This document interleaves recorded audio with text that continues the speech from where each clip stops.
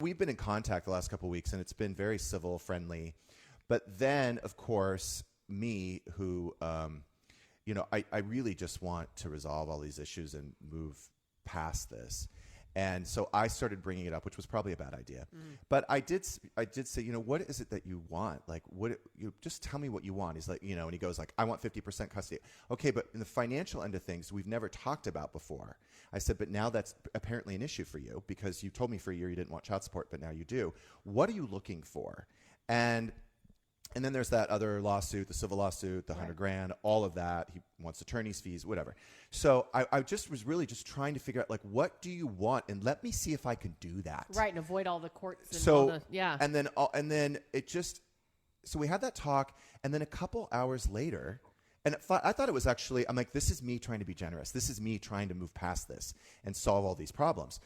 Well, a couple hours later, he sent me a couple really nasty texts, like, how dare you try to bribe me? I'm like, oh, God. This is not a bribe. This is me trying to settle things. This is me trying to mediate. And so I feel like it's interesting because I was telling you, I was telling you in confidence, but I'll just tell my 9 listeners too.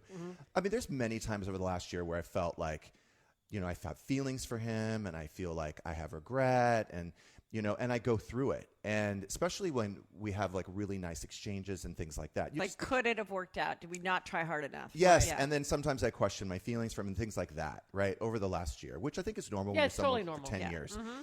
But what happened on that text, and I think it was Sunday or Monday, it made me realize that this is where I'm supposed to be, like not with him. Because what he'll do is, I remember this like so distinctly, I will say something with pure intentions, and he misinterprets it like as an insult or an attack. It's such a deal breaker for me. Yeah. That it just like, oh, this is what I can't stand. Like I say something nice, or I say something with like the purest, truly like sincere intentions, and it's turned around, misconstrued, suddenly becomes an attack or an insult.